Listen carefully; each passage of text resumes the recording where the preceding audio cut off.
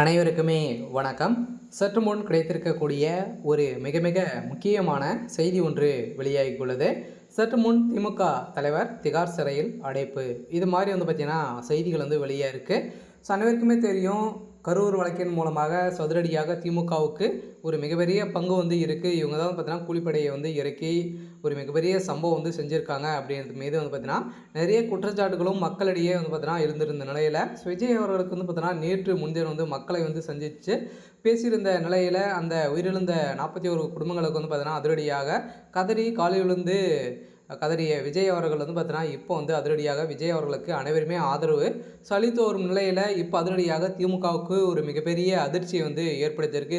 செந்தில் பாலாஜி அவர்கள் செய்த ஒரு மிகப்பெரிய கூட்டு சதி, அதே மாதிரி பார்த்தீங்கன்னா இறந்த நண்பர் கூட இருந்த நண்பர்களாம் பார்த்தீங்கன்னா பார்த்து ஒரு மிகப்பெரிய திமுக சேர்ந்த பிரமுகர் தான் இது மாதிரி செஞ்சுருக்காங்க அப்படின்ற மாதிரி ரகசிய தகவலெல்லாம் பார்த்தீங்கன்னா இப்போ வெளியே இருக்குது. அதே மாதிரி சிபிஐ விசாரணையிலும் செந்தில் பாலாஜி அவர்கள் கொடுத்த வாக்குமூலத்தின் அடிப்படையிலும் திமுக ஒரு மிகப்பெரிய கூட்டு சதி செஞ்சுருக்காங்க. விஜய் அவர்கள் திமுகவுக்கும் தாவேக்கும் தான் போட்டி அப்படின்ற மாதிரி பேசியிருந்த நிலையில் இதனால் தான் பார்த்தீங்கன்னா திமுக ஆவேசப்பட்டு இது மாதிரி கூட்டு சதிகள் செஞ்சுருக்காங்க அப்படின்றத தெரிய வந்திருக்கு. இருந்தாலுமே பார்த்தீங்கன்னா மக்கள் உயிர்களை பறித்து அவர்கள் அரசியலாக ஆட்டங்கள் ஆடி இருக்கக்கூடிய நிலையில் தான் இப்போ அதிரடியாக இந்த சிபிஐ விசாரணை தெரிய வந்திருக்கக்கூடிய நிலையில் நீதிமன்றம் போட்ட உத்தரவின் அடிப்படையில் இப்போ அதிரடியாக திமுகவுடைய தலைமையகமே சரியில்லை. இதன் அடிப்படையில் இப்போ அதிரடியாக திமுக உடைய ஆலமரமாக இருக்கக்கூடிய முதல்வர் ஸ்டாலின் அவர்கள் இப்போ அதிரடியாக கைது செய்யப்பட போகிறதாக ஒரு தகவல் வெளியாக இருக்குது. பார்த்தீங்கன்னா தமிழகத்தில் பெரும் அதிர்ச்சியை ஏற்படுத்தியிருக்கு. பெரும் பரபரப்பை இன்று காலையிலேருந்து பார்த்தீங்கன்னா கோபாலபுரத்தில் போலீஸ் குவிக்கப்பட்டிருக்கு.